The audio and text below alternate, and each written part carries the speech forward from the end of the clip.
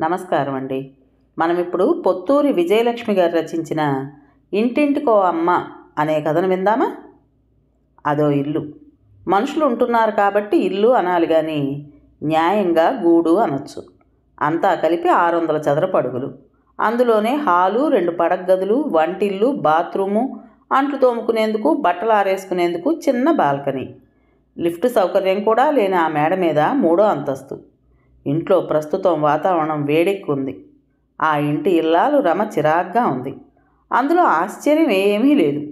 ఎప్పుడో అరుదైన సందర్భాల్లో తప్పించి రమ చిరాగ్గానే ఉంటుంది. అలా ఉందంటే రమ తప్పేం లేదు.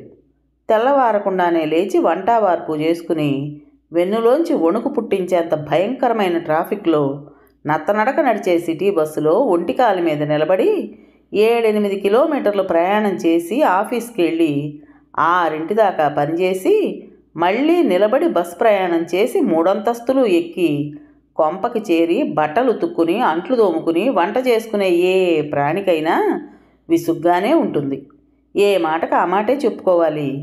ఆ స్థితిలో ఉంటూ బతుకుబండి లాక్కొచ్చే చాలామంది ఇల్లాళ్లలాగానే రమకి భూదేవికున్నంత ఓర్పు ఉంది.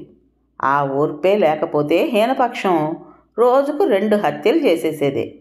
ఓర్పు ఉంది కాబట్టి ఏం చేస్తాం, జీవితం అంటే ఇంతే మరి అని సర్ది చెప్పుకుంటుంది.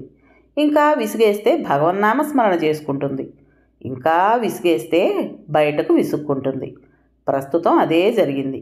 నా కర్మ, నా దరిద్రం, చచ్చేదాకా ఇంతే నా బతుకు, ఎంత వద్దనుకున్నా తప్పటం లేదు, వెధవ పేడాకారం అని విసుక్కుంది.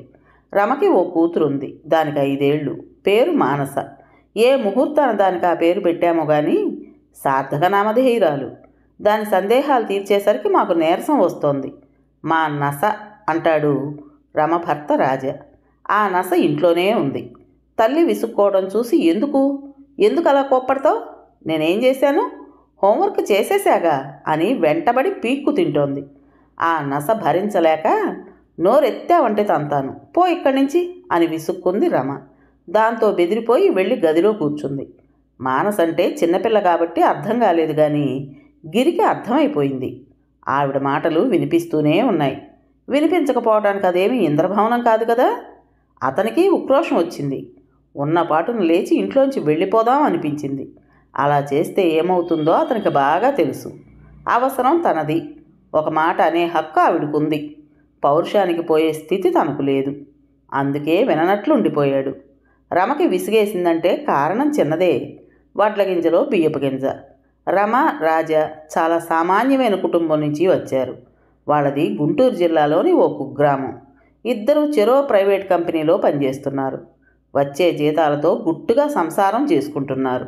ఒక్క బిడ్డ చాలనుకున్నారు. ఇద్దరూ సహృదయులు, సౌమ్యులు. వాళ్ళది పల్లెటూరు కాబట్టి చుట్టాల తాకిడి ఎక్కువే. వైద్యానికి, ఉద్యోగానికి, పెళ్లి సంబంధాల కోసం ఎవరో ఒకరు వస్తూనే ఉంటారు. వీళ్ళ ఆర్థిక స్థితి అందరికీ తెలుసు కాబట్టి ఉన్న 4 రోజులు అన్ని విధాలా సాయం చేస్తారు. వాళ్ళ అవసరం తెలుసు కాబట్టి వీళ్ళు ఉన్నంతలో మర్యాదగానే చూసి సాగనంపుతారు. పరిస్థితి చెయ్యి దాటితేనే ఇటువంటి గొడవలు వస్తాయి.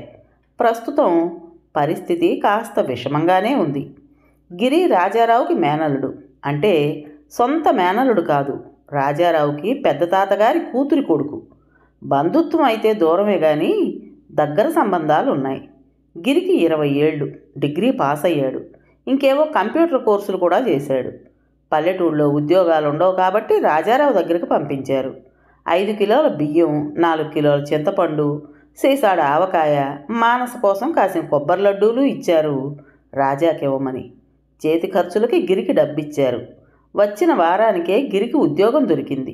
జీతం 3000. టిఫిను, అన్నం వాళ్లే ఇస్తారు. రాత్రి వస్తూ భోజనం బయటే చేసి వచ్చేవాడు గిరి. రూమ్ చూశాను, ఫస్ట్ ఖాళీ అవుతుందిట, అక్కడికి మారిపోతాను అన్నాడు. రమ, రాజా ఊపిరి పీల్చుకున్నారు. చెప్పాలంటే గిరి వాళ్ళకేం భారం కాదు. పొద్దున 1 కప్పు టీ తాగుతాడు అంతే. పనుల్లో కూడా సాయం చేస్తాడు. కానీ పైకి చెప్పుకోలేని ఇబ్బందులు కొన్ని ఉంటాయి. వాళ్ళు ముగ్గురే అయితే మానస చిన్న గదిలో పడుకుంటుంది. ఎవరైనా వస్తే తల్లిదండ్రుల దగ్గరే పడుకోవాలి మరి. భార్యాభర్తలిద్దరూ ఫస్ట్ తారీఖు కోసం ఎదురు చూస్తున్నారు. ఫస్ట్ వచ్చింది. 2000 మాత్రం చేతిలో పెట్టి రేపటి నుంచి పనిలోకి రావద్దన్నారు గిరిని. ముగ్గురికి నెత్తిన పిడుగు పడినట్టయింది. ఈ టెంపరరీ ఉద్యోగాలు ఇంతేరా, మరోడు దొరుకుతుందిలే అన్నాడు రాజా. ఉద్యోగం పోగొట్టుకున్న గిరిని పట్టుకుని రూమ్కి ఎప్పుడు మారతావు అని మాత్రం అడగలేకపోయాడు. గిరి తండ్రికి ఈ విషయం చెప్తే, నాకు కటకటగా ఉంది, వాళ్ళింట్లోనే ఉండు ప్రస్తుతానికి, భోజనం మాత్రం బయటే తిను అన్నాడు. రమకి ఓర్పు నశించిపోతోంది. ఇంటికొచ్చిన అతిథి పలానప్పుడు వెళ్ళిపోతాడంటే అదో ధైర్యం. ఇలా దైవాధీనం వ్యవహారం అయితే కష్టం కాదా? ప్రతిరోజు రాగానే గిరివంక ఆశగా చూస్తుంది. తల తిప్పుకుంటాడు గిరి. 15 రోజులు గడిచిపోయాయి. ఆ వేళ రమకి ఒంట్లో బాగోలేదు. ప్రతి నెల అంతే, కాళ్ళు చచ్చుబడినట్లుంటుంది. కాళ్ళు ఈడ్చుకుంటూ ఇంటికొచ్చింది. గిరి మానస్తో ఫుట్బాల్ ఆడుతూ కనిపించాడు. యథాప్రకారం తల తిప్పుకున్నాడు. పైకొచ్చింది. బలవంతాన టీ పెట్టింది. మానసకి హార్లిక్స్ ఇచ్చింది. పొద్దున కూర పప్పు చేసే ఓపిక లేక ఇంత అన్నం వండి నిమ్మకాయ పులిహోర చేసేసింది. రాజా ఆ పూట భోజనానికి రానని చెప్పేశాడు. ఏదో పార్టీ ఉందట. తనకి కూతురికి ఆ పులిహోర సరిపోతుంది. వంట పని లేదు కాబట్టి పడుకుంది కాసేపు. 7:30కి లేచి బట్టలు ఉతకడం మొదలుపెట్టింది. సామాన్యంగా ఆ వేళకి గిరి బయటికి వెళ్తాడు భోజనానికి. ఆ వేళ వెళ్ళలేదు. ఉద్యోగం పోయాక 4-5 సార్లు రాత్రిపూట ఇంట్లోనే భోజనం చేశాడు. ఇప్పుడు తనుండిపోతే మళ్ళీ వండాలి. అందుకే బాహాటంగా విసుక్కుంటోంది. గిరికి ప్రాణం చచ్చిపోతోంది. చేతిలో 50 రూపాయలు మాత్రమే ఉన్నాయి. కిందటి రోజు పొద్దున రోడ్డు పక్కన బండి మీద పప్పు అన్నం కొనుక్కు తిన్నాడు. రాత్రి 2 అరటిపళ్ళు తిన్నాడు. పొద్దుటి నుంచి ఏమీ తినలేదు. తండ్రికి ఫోన్ చేస్తే 4 రోజుల్లో పంపిస్తాను, అందాక సర్దుకో అన్నాడు. పంపేదాకా ఆ 50 రూపాయలే గతి. తిన్నా తినకపోయినా బయటికి వెళ్ళొస్తే అత్తయ్య శాంతిస్తుంది. కానీ 3 అంతస్తులు దిగి వెళ్ళి వచ్చే శక్తి లేదు. అందుకే విననట్లు ఊరుకున్నాడు. తన ఇబ్బంది అర్థం చేసుకుని బయటికి వెళ్ళి తినొస్తాడేమో అని రమ ఆశ. రాజా వచ్చేశాడు. ఏరా, ఏమిటి విశేషాలు అని అడిగాడు. ఏమీ లేవు మామయ్య, దీనంగా చెప్పాడు గిరి. సర్లే చూద్దాం. ఇందాక పార్టీలో ఒక ఆయన కనిపించాడు. నీ గురించి చెప్పాను, అడ్రస్ ఇస్తాను, రేపోసారి వెళ్ళు అన్నాడు రాజా. తండ్రి గొంతు విని పరిగెట్టుకుని చంకనెక్కేసింది మానస. కూతుర్ని ముద్దులాడాడు. అన్నం తిన్నావా అడిగాడు. అప్పుడేనా, నా ప్రాణం విసిగించి అప్పుడు తింటుంది విసుగ్గా చెప్పింది అక్కడికొచ్చిన రమ. రమ, అలా ఉన్నావే, ఒంట్లో బాగోలేదా ఆదరంగా అడిగాడు. నాకేం మాయరోగం, బాగానే ఉన్నాను విసురుగా చెప్పింది. భార్య మూడు బాగోలేదని గ్రహించాడు. ఏరా, నువ్వు భోజనం చేశావా గిరిని అడిగాడు. మధ్యాహ్నం చాలా ఆలస్యంగా తిన్నా మావయ్య, ఆకలి లేదు చెప్పాడు గిరి. రమా, నువ్వు తినేసి పడుకో, దీనికి నేను తినిపిస్తానులే అన్నాడు రాజా. నాకిప్పుడు ఆకలిగా లేదు, తర్వాత తింటాను అనేసి గదిలోకి వెళ్ళిపోయింది. గిరి కూడా రెండో గదిలోకి వెళ్ళాడు. రాజా వంటింట్లోకి వెళ్ళి పులిహోర తెచ్చి కూతుర్ని పిలిచాడు. మానస వచ్చింది. కథ చెప్తేనే తింటా అంది. ఏం కథ చెప్పను అడిగాడు. నీ చిన్నప్పటి కథ చెప్పు అంది. ఈ తండ్రి కూతుళ్ళకి అది అలవాటే.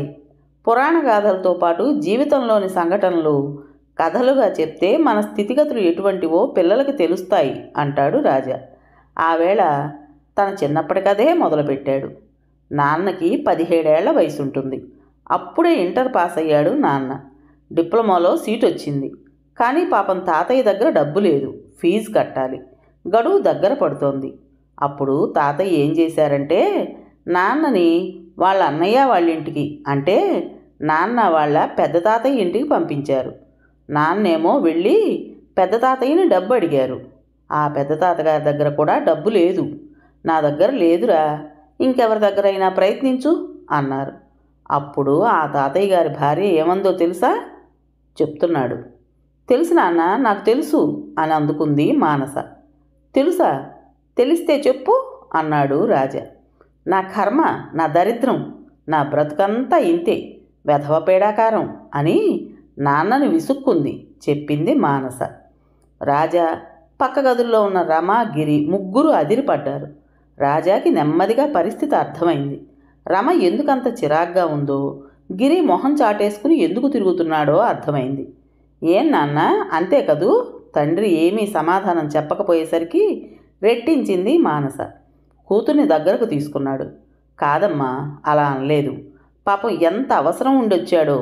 నా కడియాలు మీ కంచం ఎక్కడైనా పెట్టి డబ్బు తీసుకురండి. పంటమ్మగానే విడిపించుకుందాం. ఇప్పుడు ఈ వస్తువుల కంటే డబ్బు ముఖ్యం. ఫీజు కడితే వాడు చదువుకుంటాడు. చదువుకుంటే వాడి భవిష్యత్తు బాగుపడుతుంది. రేపు మనకు అవసరమైతే ఇంకెవరినైనా అడగమా? వాళ్ళు కాదంటే మనకెంత బాధగా ఉంటుంది అంది పెద్దమ్మ అమ్మ. చెప్పాడు. మీ పెద్దమ్మ అమ్మ చాలా మంచిది కదూ నాన్న అంది మానస. అవునమ్మా, నాకే కాదు, ఉన్నంతలో చాలామందికి సాయం చేశారు వాళ్ళు అన్నాడు. రమకు ఎందుకో ఏడుపు వచ్చింది. దిండులో మొహం దాచుకుని ఏడ్చింది. మానస అన్నం తిని నిద్రపోయింది. కూతుర్ని పడుకోబెట్టడానికి గదిలోకి తీసుకొచ్చాడు. మంచం మీద పడుకోబెట్టి, రమ లేచి అన్నం తిను అని భార్యను లేపాడు. గబాలన లేచింది రమ. మొహం కడుక్కుని వంటింట్లోకి వెళ్ళి గోధుమ పిండి తడిపింది, పులకాలు చేసింది. రెండో గదిలోకి వెళ్ళి, గిరి అన్నం తిందాంరా అంది. గిరికి ఆకలి ఒక్కసారిగా విజృంభించింది. చివాలన లేవబోయి, వద్దులే అత్తయ్యా, ఆకలి లేదు అన్నాడు. ఆకలి ఉన్నంతే తిను, చపాతీలు చేశాను రా, చల్లారేలోగా తినేద్దాం అంది ఆదరంగా. ఇంకేం మాట్లాడకుండా వచ్చాడు. ఇద్దరికి కంచాల్లో పెట్టి తెచ్చింది. ఆకలి లేదన్న గిరి ఆవురావురమని తింటుంటే రమకి కడుపులో దేవినట్టయింది. కళ్ళల్లో నీళ్లు తిరిగాయి. తల పక్కకు తిప్పేసుకుంది. ఇద్దరూ భోజనం చేసేశారు. వంటిల్లు సర్దడంలో అత్తయ్యకి సాయం చేశాడు గిరి. పనులన్నీ పూర్తి చేసుకుని గదిలోకి వచ్చింది రమ. భర్త పక్కనే చోటు చేసుకుని పడుకుంది. ఏమండి, నేను చాలా చెడ్డదాన్ని కదూ అంది దీనంగా. భార్యను దగ్గరగా తీసుకుని ఆదరంగా తలనిమిరాడు. కాదు, నువ్వు కూడా అమ్మవే. ఈ ప్రపంచంలో ఏ అమ్మ చెడ్డది కాదురా అన్నాడు అతి ప్రేమగా. కథ పేరు ఇంటింటికి ఓ అమ్మ. రచించిన వారు పొత్తూరి విజయలక్ష్మి గారు. విన్నారు కదండి. మరి ఈ కథ మీకు నచ్చిందా? నచ్చినట్టయితే లైక్ చేసి మరో నలుగురికి షేర్ చేయండి. అలాగే ఈ కథ పైన మీ విలువైన అభిప్రాయాన్ని కామెంట్ బాక్స్లో తప్పకుండా తెలియజేస్తారు కదా. మరి ఇంత మంచి కథను మనకు అందించిన రైటర్ గారికి మనందరి తరపున మనస్ఫూర్తిగా ధన్యవాదాలు తెలుపుకుంటూ, ఇటువంటి మంచి మంచి కథల కోసం కొత్త వాళ్ళు మన ఛానల్ని తప్పకుండా సబ్స్క్రైబ్ చేసుకోండి. రేపు మరో మంచి కథతో మీ ముందుకు వస్తాను. అప్పటి వరకు ఉంటానండి.